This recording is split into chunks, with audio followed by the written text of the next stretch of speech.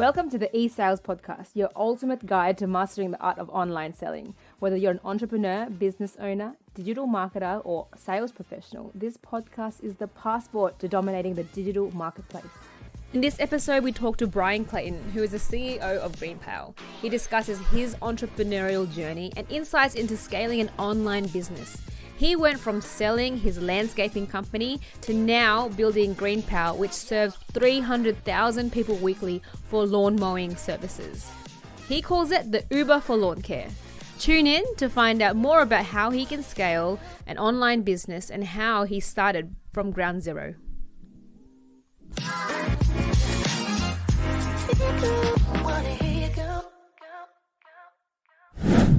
So welcome to the show. We have Bryan on the show today. He is a special guest. He has done exceptionally well in growing and expanding his lawn mowing business into something that's worldwide, almost worldwide. Is that right, Bryan? Basically having lots of users. Nationwide, United States, soon to Nationwide. UK and Australia. Yeah. Amazing. Basically turning lawn mowing into a massive, massive business and scaling it online through technology. So he has a lot of insights to share with us today. Bryan, welcome. Great to be here. Thank you for having me on. No problem at all. So look, let's start off with one of the most boring questions around who are you and how did you get to where you are today? Sounds great. So yeah, my name is Bryan Clayton. I am co-founder of a company called GreenPal. GreenPal is a mobile app. It's a marketplace that works like Uber, but for lawn mowing services. So if you need a lawn care service, rather than calling around on Yelp or Facebook or something like that, you just download GreenPal, you pop your address in, and then lawn care services nearby you in your neighborhood compete for your business. And GreenPal is a 10-year overnight success. My two co-founders and I have been at this for a little over a decade. And now it's nationwide in the United States, around 300,000 people using it every week for lawn mowing. And soon we'll be in Canada, UK, and Australia. So um, making mowing as easy as pushing a button is what we do. I love that so much. And lawn mowing is like everyone does it, right? So how did you manage to pick lawn mowing as your as the service that you wanted to scale? Yeah. So um, authenticity can be a competitive advantage when you're trying to launch a new tech product. When we were building GreenPal, we were inventing something brand new. Nobody had ever ordered a lawn mowing service from a mobile app. And so the only thing we had going for us was that the fact that my first business was a lawn mowing business. I started mowing grass in high school way back in 1995 and stuck with that lawn mowing business over a 15-year period of time. Grew to around 150 employees and 8 figures in revenue. And then 2013, that business was acquired by a national company in the landscaping business. So after that, I kind of took some time off, tried to figure out what I wanted to do with my life, and I thought, well, being a techpreneur looks fun. Maybe I can do that. And the idea that you should be able to push a button and order a lawn mowing service came to me the first time I took an Uber. I remember flying out to San Francisco in 2012 and to a conference and took an Uber to the conference. And that was a new thing for me. I'd never experienced that kind of magic before. So that was inspiring to me that I knew somebody was going to build a product that was going to work like that for lawn mowing, and I let that be my inspiration. I didn't know how challenging it was going to be, and that's kind of good. If we knew how hard these things were going to be, we'd never do them. But two co-founders and I started working on the first version of the app, and little by little grew it to where it is today, several 100,000 people using it.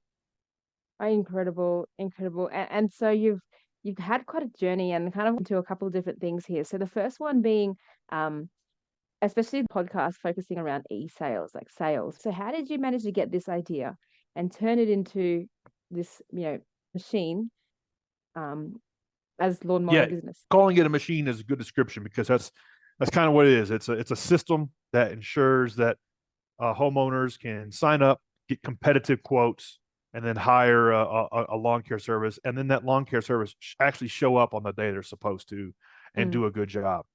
And then they upload a photo of their completed work, and the consumer or the homeowner can pay them through their account, and then set it up, and it happens like clockwork. And so there's a lot of systems that go into that. And in the early days, it was kind of like the Wizard of Oz, where where we had a forward facing kind of product, but it was my co-founders and I behind the curtain doing everything. We Mm, would call the contractors. We would schedule them with a spreadsheet. We would call them when they were late. We would make sure that they would follow the process.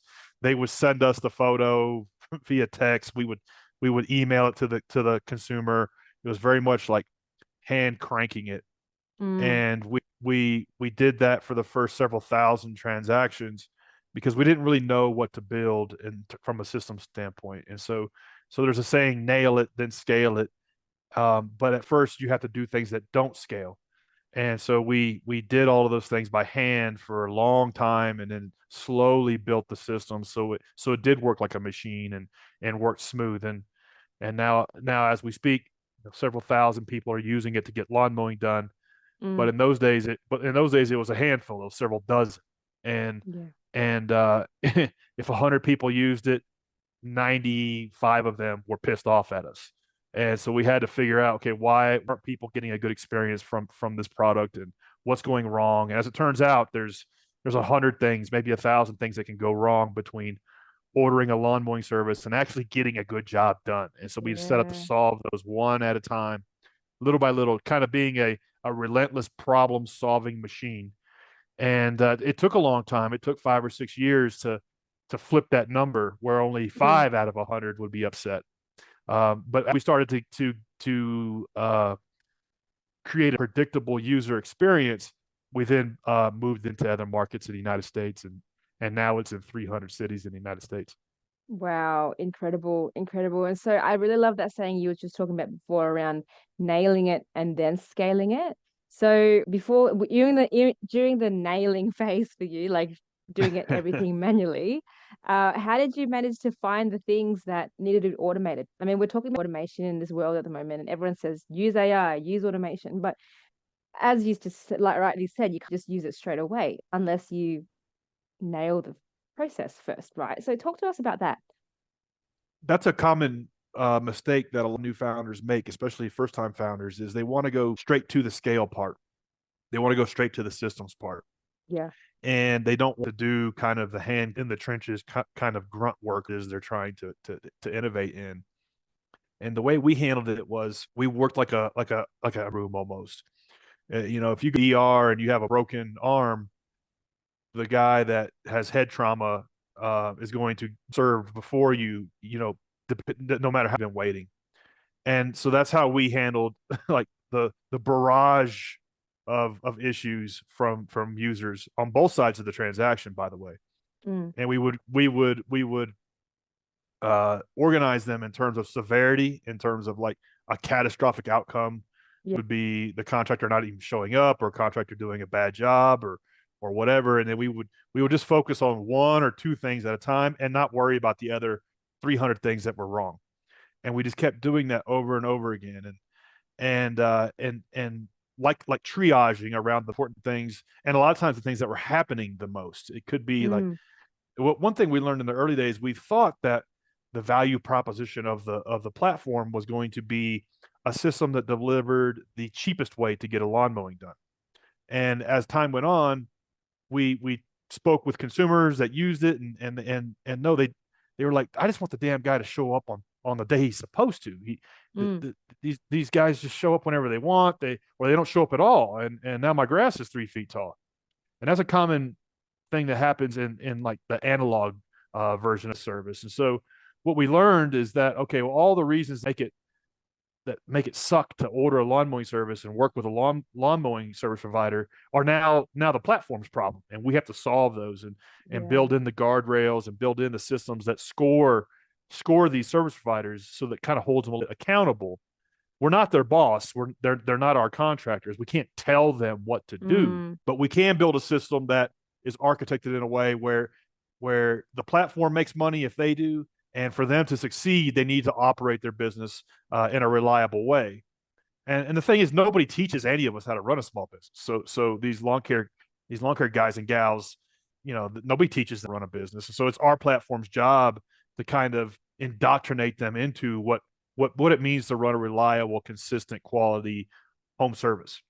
Yeah, wow. So the platform also turned into a bit of a business coach at the same time, not just a lawn mowing service. It's so funny you say that. Yeah, we call it like a coach in your pocket, a business in your pocket, and a Yeah, coach yes. and a coach in your pocket. Because if you operator in this business, your back hurts. You worked 14 hours yesterday. You mow grass on a Saturday, but you're behind on your schedule because it rained Tuesday. And Mm, so now you've got 20 of your customers that may or may not get service this week. And normally, screw it, Monday. Well, if you're operating your business on GreenPal, you're scored based on your reliability. And mm, that dictates if you're going to earn new business or not. If you have a really weak reliability rating, nobody's going to hire you. And so that just little accountability layer. And these things exist with like Google reviews and reviews to an yeah, extent, but yeah. GreenPal is built to go really deep into this one use case and have this feedback loop so contractors understand, damn, I better get my butt out of bed on Saturday and go get caught up Mm, with the 20 mm. stops that I have yet to do so I can keep my rating up. So next week I can earn more money by winning new business. And so it's this self-fulfilling kind of loop system that we've built. Took a while to figure it out, but that's how the platform delivers a better experience than if you were just going to call around and leave a bunch of voicemails. Yeah, yeah, incredible. I like how it's just got this feedback loop. I think that's really important. And it's not just lawn mowing. I think that kind of applies to all businesses and all coaches, consultants, small business owners, consistently getting that feedback loop, especially if you're in the build up phase around just getting started, trying to navigate the world of entrepreneurship. So Absolutely. Yeah, that yeah, feedback is free R&D. yeah, It's free R&D at a business owner. When we were first starting out, we lived and died by that feedback. I mean, like a yeah. 90 out of 100 were dissatisfied with the experience they had on the platform. So Mm, we didn't take that as, oh man, these customers are ridiculous. What are we going to do? No, we took it as free R&D, and that yeah, feedback was kind of how we figured out what we needed to focus on. yeah, And even today, even though there's several people using it, and we have a team of user support staff that help them answer questions and stuff, I still do at least an hour of that a day personally, yeah, because I don't want there to be this weird gap that forms between what I'm thinking and what our users are thinking. And that yeah. all happens in every company, large or small. There's Mm, this gap. There's this gap that forms between customer logic and company logic. And so one mm. of the ways to close that gap is to do your own customer support, whether it be email tickets, live chat, phone. That way you're never at a loss. You're doing it every day. You're never at a loss for what the customer is thinking because you're speaking to them. It's a weird thing, sounds simple, but there's a whole TV show in the United States called Undercover Boss, where it's like the CEO of Dunkin' Donuts will go and work the cash register at a small Dunkin' Donuts restaurant and work on the front lines. And the show's hilarious because he doesn't know how to run the basic systems of the business. He doesn't realize about what's going on, and like every show is almost the same. So if you do your own customer support, and hold yourself to do it at an hour a day, it can help close that gap. Yeah, yeah, 100%. And I think this comes back down to just it's making sure they have a system or a community in place to get that feedback and also understand from a customer's point of view what's going wrong, what's going well. I think this day and age with technology, people are kind of I don't know about the hesitant, but Well, they they want to feel hide behind the laptop, and they want to yeah, hide behind the email signature, and they want to hide correct. behind the chat box. And Mm-hmm. Mm-hmm. to Mm-hmm. me, it was an early mentor said, listen to your customers, or you will have none. And that's especially true in the early days because you don't really know what you need to be focusing on. Your Yeah. early adopting users and customers will tell you. Yeah, exactly, exactly. And really get out there front as you did in your startup phase of getting to know what the issues are around the customer experience of the lawn mowing, talking to the Exactly. customer like face to face, phone, whatever it may be, but really getting out there and showing your face as the show of or not face, but Exactly. person behind the scenes. So I think a lot of people on the show might be like hesitant to do that, just hide behind the door, not show their social media or whatever it may be. So how would you or what help tips would you recommend them if they were kind of in that phase, like get out or not quite sure how to ask the market what the issue is or how to solve problems. Yeah, it sucks. And nobody wants to. Nobody. I mean, I know every Starbucks in Nashville, Atlanta, Tampa, and St. Louis, and because those were their first four cities, and so I would invite anybody that was platform buyer or seller to meet me at Starbucks, and I would want to watch them use the product, and I would want them to tell me everything that they hated about it, and it sucks. It's not fun. And it's just like I don't know any other way to get past that level of the game other than just to get Mm, in the trenches, roll up your sleeves, and do it. And if you don't want to do it, then you really need to think about how bad do you want this? Because mm, if you try to skip this step, you're going to spend the next 10 years of your life or 5 years building something that nobody wants, and yes. you really have to get in there, roll up your sleeves, belly to belly with your customer, and figure out what it is you're doing that they like, what it is that you're doing that they don't like, and Mm, hear it and internalize it. Don't get defensive about it. yeah. That was one thing that I was prone in the early days. I would get defensive about the feedback. Well, the button's right there. You can't see it.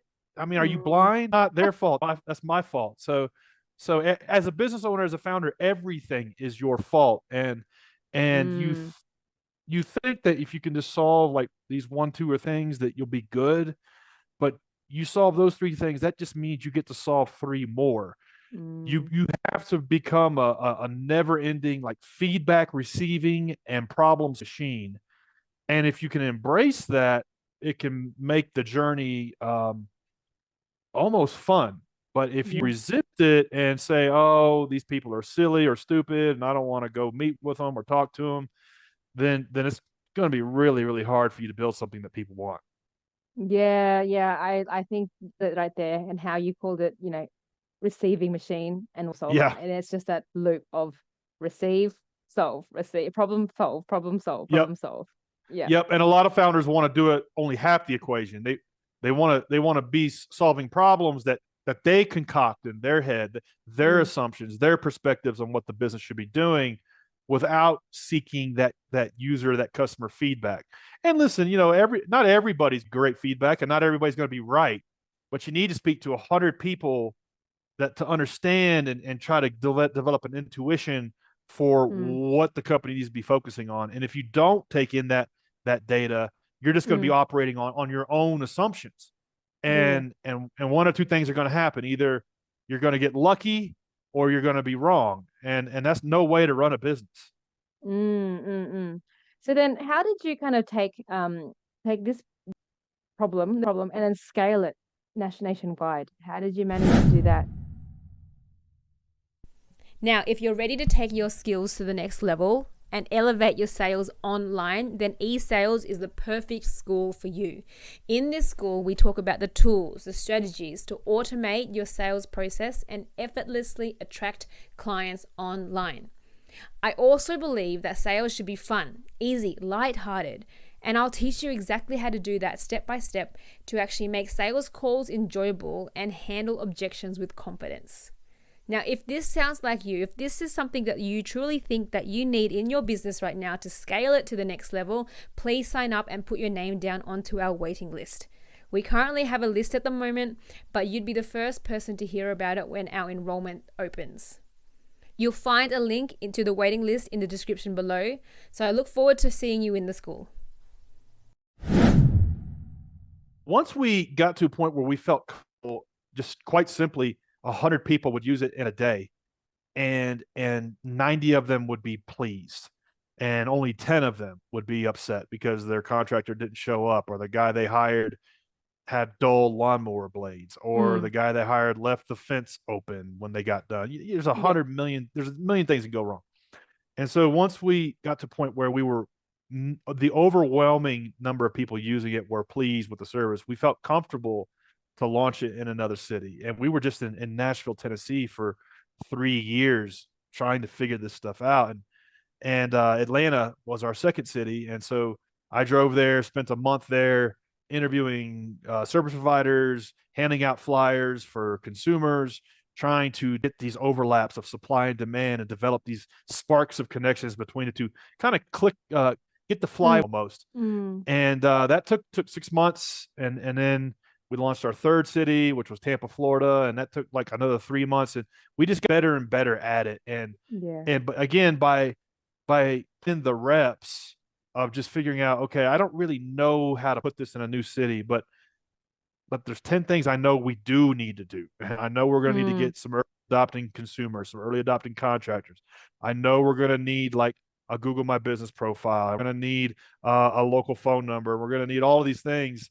And so just like, let's just things we know, and then get in there and just try to figure it out as we go. Kept doing that over and over again. And then we were able to distill it down into a repeatable playbook. yeah. And it's like, okay, we're going to launch Seattle, Washington. Are the 120 things we got to do? Let's start knocking them out. You wouldn't have known what that looked like until you went in there and started hand cranking it. And it got to the point where we were launching a city every day, and not having to there and be Wow. boots on the ground anymore. But it took 3 years to figure that out. Yeah, wow. So where you're launching or releasing this every single day with a new city, where do you plan on scaling it to now? You said before you Great Britain, Australia. Tell us how you're going to do that. Yeah, Canada, UK, and Australia are the three English speaking markets we want to tackle.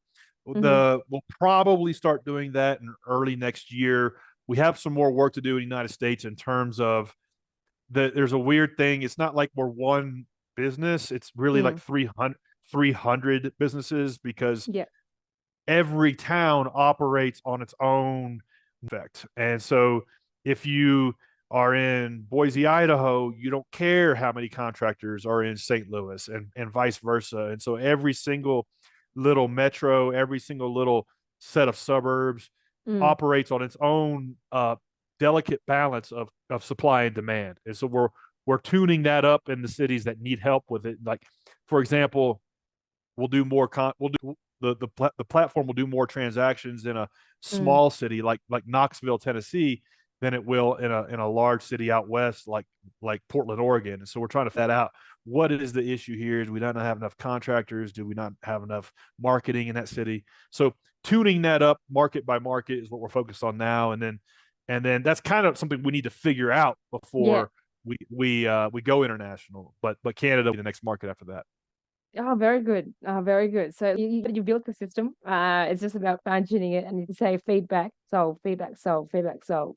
I know the one Exactly. thing I wanted to tap into, you mentioned a couple of times, is like the marketing, and you did say about Google My Business SEO. Because this is the audience is really keen to understand any tips or techniques that you might have. Would you be able to share some that you used that helped? Yeah. The first thing I'll say, a lot of times when you're starting a new business or a new service like this, the first time founder worries about the product or service, and they focus all of their time and attention on what does the product and service look like, how is it designed, Yeah. and all of those things. And they think that's the important thing. And of course that's important. But the second time founder worries about marketing and distribution, because the second time founder knows that's the harder piece of the equation to solve. And Mm-hmm. yeah, you need to have a reliable, well-oiled product that solves a problem, of course, but that's table stakes. What's actually 10 times harder is getting marketing around it, getting people to be aware of it. And so it's important to for people to understand that, who haven't done this yet, Yeah. because nobody thinks that way. Nobody thinks that, oh no, like if I build it, they will come. If you build it, they will not come. And it's kind of, Yes. I'm from Nashville, Tennessee, and it's like we get 100 people a week moving to Nashville who want to be the next big country music singer, Yeah. and they think that, okay, well, I need to learn how to play guitar, and then okay, I need to learn how to play guitar and sing, and I need to learn, Mm. okay, no, I need to learn how to play the guitar and sing and write a song.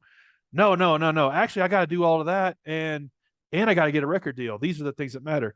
And then what they come to learn after about 5 years is, no, what matters is, can I get 100 people to show up at a show? Yeah. That's all that matters. And 100%. actually, all of those other things were table stakes. Of course, you have to do those things. You're a musician. you have to be able to be good at those things. Of course you do. That's table stakes. Getting 100 or 1,000 people to show up at a show, that's how you become a rock star, and that is 100 times harder than all that other stuff. Yes. And that's how starting a business is. It's like all that other stuff is really hard, but what's 10 times or 100 times harder is getting awareness about the product, getting people to connect with it when they need it, Mm-hmm. and you just got to grind on it and be Yeah. relentless. And for us, we've tested every user acquisition strategy under the sun and we have found that the only thing that we can get positive ROI around is just content marketing. And so we write and help Yeah. create great content about lawn care services in every Yeah. little small town in the United States. So when people are looking for them, they come across the GreenPal platform, and rather than having to call them and leave a voicemail, they can just order service from them right from their smartphone. Yeah. And we've tried Facebook ads, Google ads, and have had very little success. What we've had all our success from is just content marketing and SEO. Yeah, amazing. And content marketing is more than anything. It's not like not as div. And it kind of builds that trust with the audience more. So what kind of content do you put out, Bryan? So at a level, the first thing is localized content about the contractors that pay to use the system to market their and run their business. So that's the first thing is helping them create a great profile page about Joe's Lawn Service in Lincoln, Nebraska, where he went to school, what kind of equipment he does, what he does differently than his competition, what services he offers, what customers are saying about him, pictures of his equipment, pictures of Yeah. past lawns that he's done. Really, it's a slow burn building that out, but that's how we got our first 10,000 users in Nashville, Tennessee, was by doing that in the middle Tennessee area. And we thought, well, if it works here, it'll work everywhere. And we just kept doing that. Now there's 35,000 lawn care services that use the GreenPal system, and we have content around every single one of them. And Wow. so that's how we have. I hate to use the word scale when it comes to content marketing because that can get you in trouble. Like that's our repeatable strategy in terms of developing good quality content that users want to see when they're looking for Pete's Lawn Service in San Diego. They come across our property that way. Aside from that, we also create just in the lawn and garden space. How-to content does really grow. How to grow hydrangeas in a pot. Yeah. It's a never ending things you can write about in terms of how-to content that develops domain authority around Yeah. GreenPal and what GreenPal is, and Google starts to understand, okay, yeah, this is an authority in the landscaping space. So it's helping people here, it's helping here, and then all that stuff earns backlinks, which raises the domain authority of the property.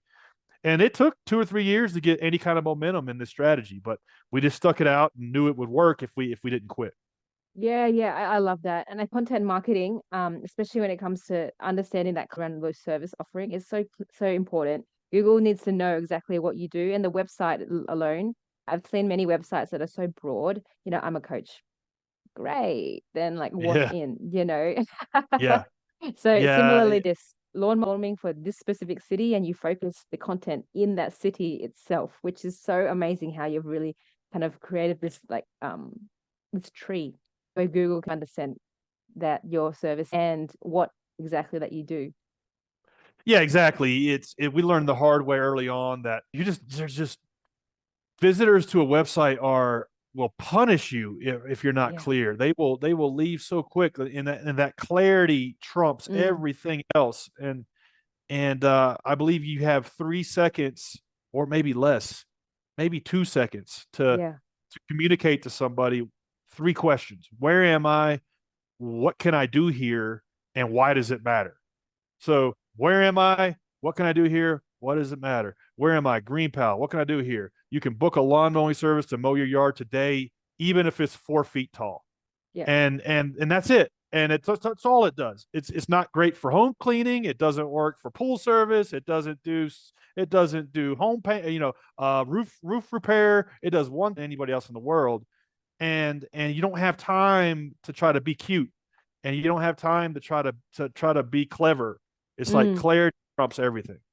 Yeah, yeah, 100%, 100%. And it's really like you think it is like 3 seconds where you have someone's attention and they're Yeah. out as soon as they're actually not getting what they want from the actual website or the landing page.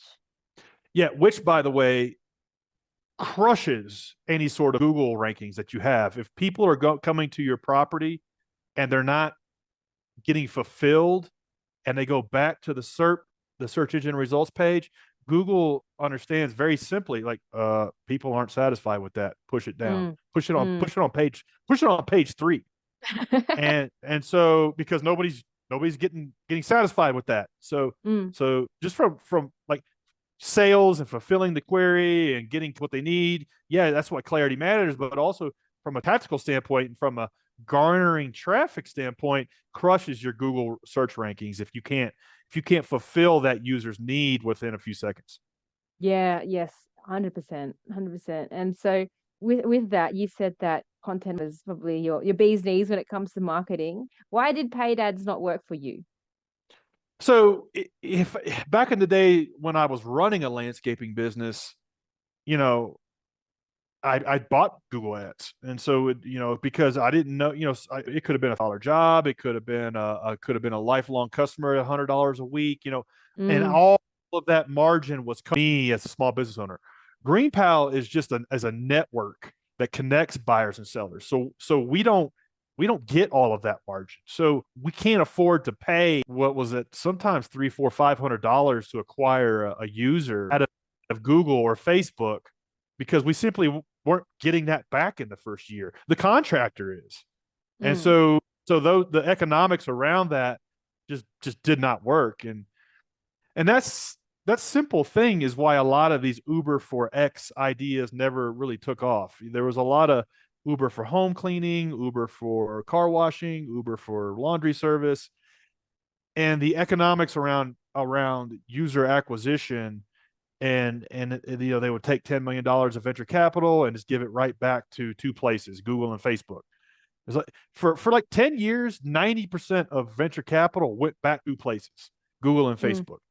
mm. And that works for a year or two or three, but it's not sustainable. As soon as the venture capital runs out, you don't have a viable business. And so you have to have some kind of innovation around or edge around getting the word out and getting people to connect with your product and not having to pay $200 or $300 to acquire every single user. Yeah, yeah. And I think this comes back down to like organic marketing and the networks, right? Starting a podcast, YouTube, or like SEO Google My Business, even though Google's relying on that, but still it's still your website or an emailing list as well. So I'm assuming when people jumped on or subscribed to GreenPal, I'm sorry, they actually you actually got the email and that's when they become part of your database, right? Yeah, totally. Yeah, you're and it grows. The Yeah. momentum grows and it starts to compound. When your first 100 are really hard. It's like pulling teeth. Maybe even your Mm, first 1,000 users. But as time goes on, it starts to compound, and you can then leverage that in other ways, and then sell these users other services, mm, and it begins to build. Um, just going to the Google money machine and just throwing more money in it is not a strategy, and it's a mm, good way to go broke quick. And now yeah. now now the way I've heard it described, and this makes sense to me, is that brand and content marketing is like a chandelier and Google ads are like a laser. And so if you know a very specific type of customer in a certain market and you want to really shoot a laser at them and target them, and you know what you can pay to acquire them, Google ads and paid ads are great. But if you're trying Mm. to boil the ocean and get awareness about your product, you're trying to do that through Google ads, it's just not economically sustainable and pretty much anti-vertical. Yeah, yeah, I see. I get it. And so making sure that you go the organic way, content marketing, build a brand. Um, Sometimes it's slower, yet the best come with time and energy, right? More so intentional time and effort. Absolutely. Yeah. So, Bryan, I've had an amazing time talking to you. I wish we could have more time and actually tap into some of your knowledge and insights further. But I think for the audience, they've gained so much around how you've managed to scale your business from from the literally manual part in one city to almost multinational business, which is give them, if you could, one advice or one suggestion that will help them boost their online sales today. Yeah, it's let's see. If I had to one idea is don't try to boil the ocean, try to in the pond is what I would say. You're gonna have to a, elaborate more on that. so what I mean by that is a lot of times new business owners will just try to go too wide and too broad. Yeah. And they won't get any momentum, they won't get any traction. They'll try to boil the ocean, and really you should be peeing in the pond. And you need to niche down and really try to focus on a specific use case, maybe in a specific geo where you can really help somebody with a problem, and do so in a way that you can economically reach them, and then grow out from there. Everything that is big starts off very small and grows in concentric circles. And so sometimes you have to kind of go backwards to go forward. And I've seen a lot where business owners are trying to go too wide and too broad. And it could be too many service offerings, or too big of a geo, or two different types of use cases. I hate the word like customer persona. I don't believe in customer personas. I believe customer use cases. So maybe you're just trying to serve too many customer use cases, and you're not the best in the world at any one of them. So I would say, like, be the best in the world or the best in your market at one thing, because it's a lot easier to market that than it is try being mediocre at a bunch of things. And I've been guilty of this, and that's one of the reasons why GreenPal is where it is today, is because we're just the best in the United States right now, and soon to be hopefully the world, at just getting this basic chore done. We don't do anything else. And so don't try to boil the ocean. That's a good way to waste a decade of your life.